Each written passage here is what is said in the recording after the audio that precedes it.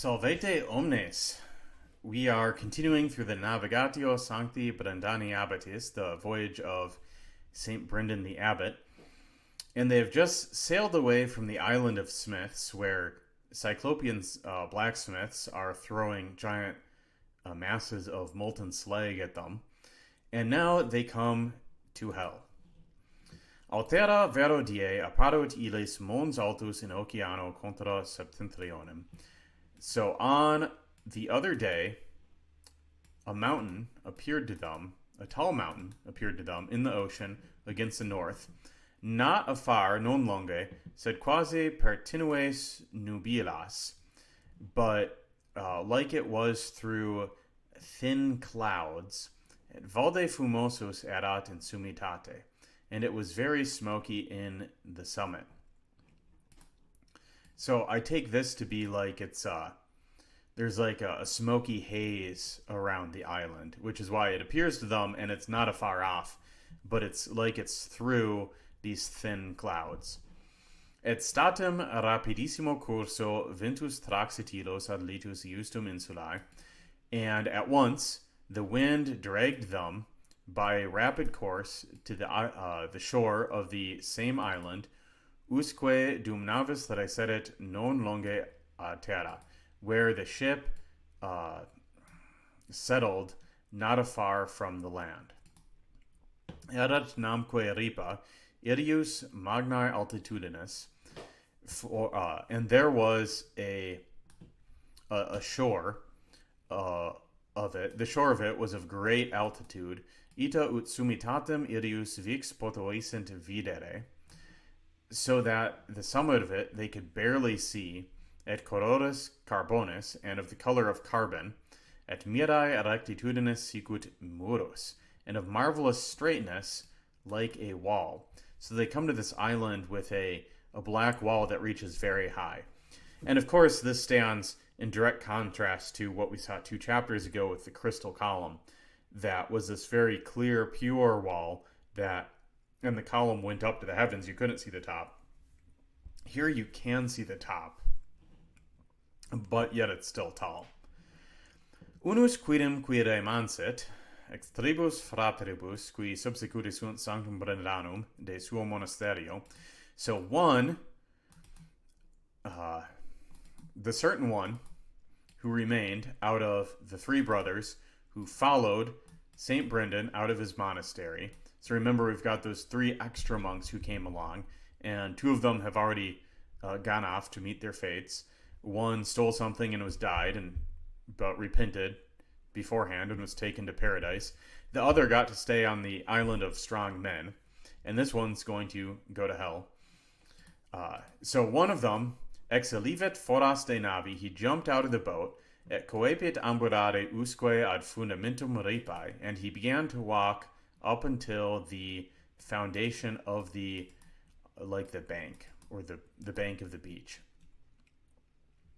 Qui coepit clamare dicens, val mihi pater praedora vobis, et non habeo potestatum ut possum venire ad vos. So he began to shout, saying, Woe is me, Father! I am snatched from you, and I do not have power to go to you. I make a little note here. Praedor is a definite verb, but it makes more sense to have the passive sense here.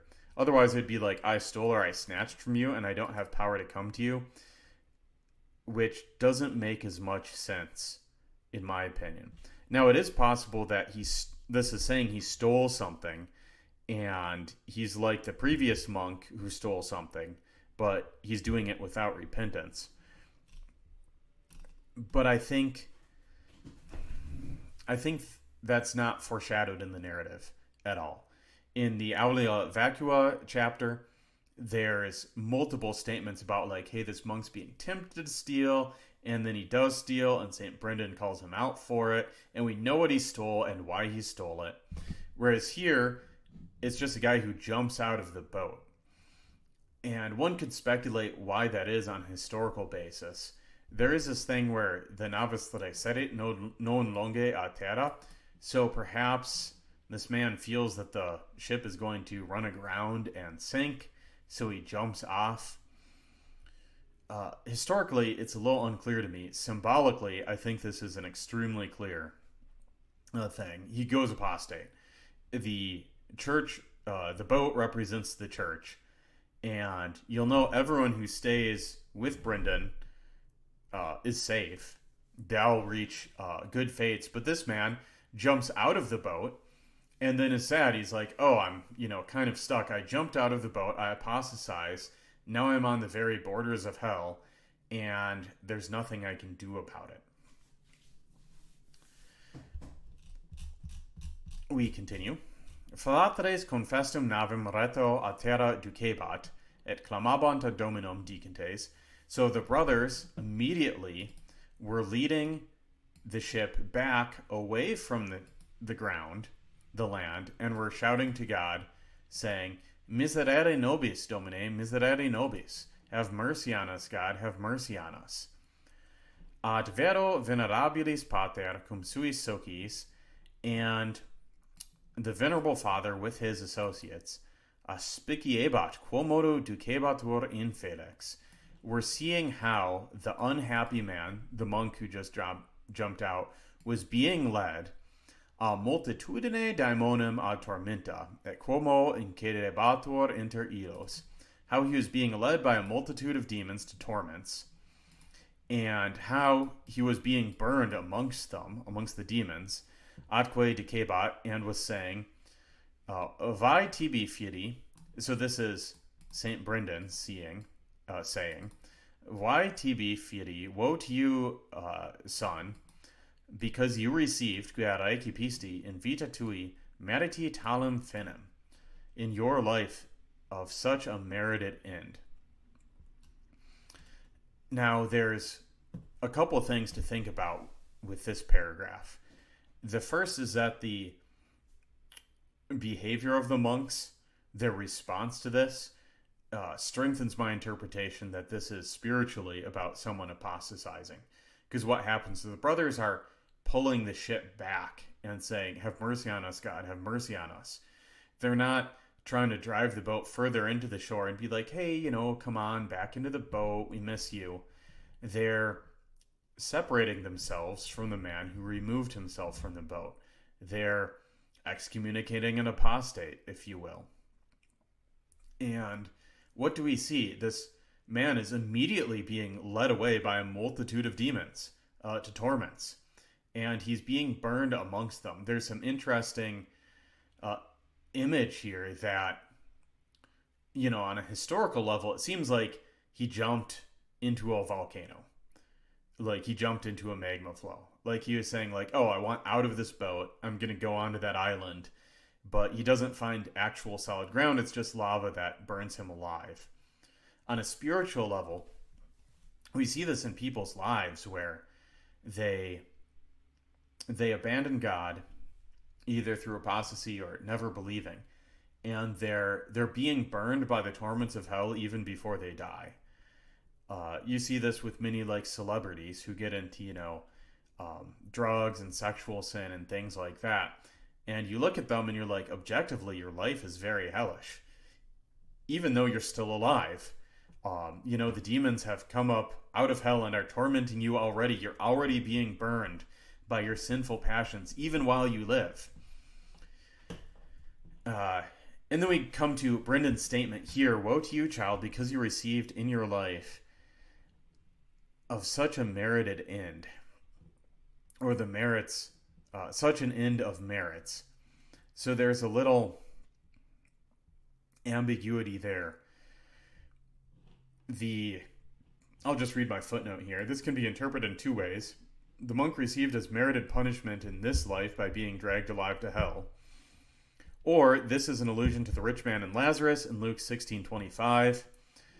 So in that parable, which might not be a parable because after all, Lazarus is named, Jesus is telling the story of this rich man and this man named Lazarus. Lazarus is like a leper who begs from the rich man, but he never gets anything. He just has to lick the crumbs, that come off the table before like the dogs get to him, and like the rich man's dogs come and like lick at this guy's wounds. And it's very horrible, right? Because if you're a rich man, you'd think you could at least make sure that your dogs weren't harassing this poor leper. But they end up both dying in the story, and the rich man goes to the place of torment, and Lazarus goes to what's called Abraham's bosom. He's in the like this kind of paradise, a place of paradise, a place of comfort, and there's a chasm between them, so they can't cross from like the good side to the bad side.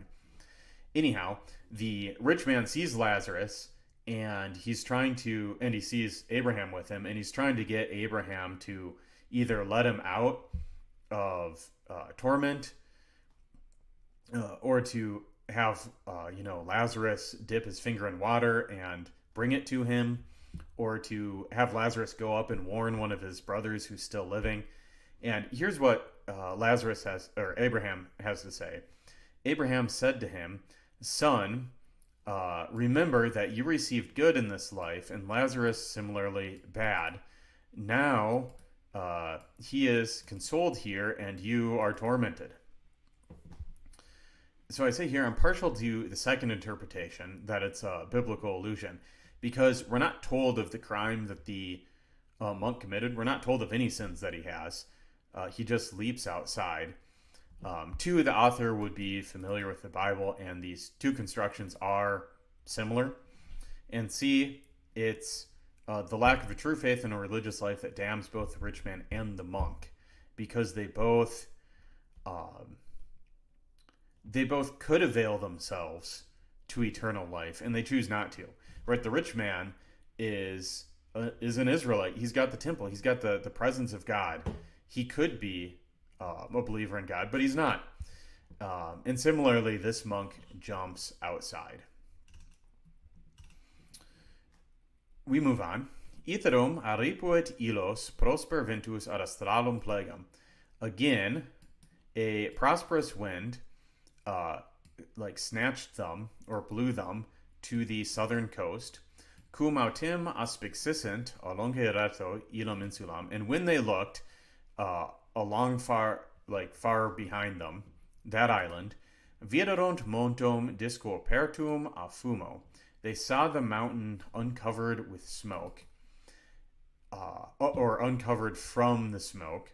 Et a se spumantem flammas usque ad aethera, and it was spewing forth flames up to the ether, up to the sky.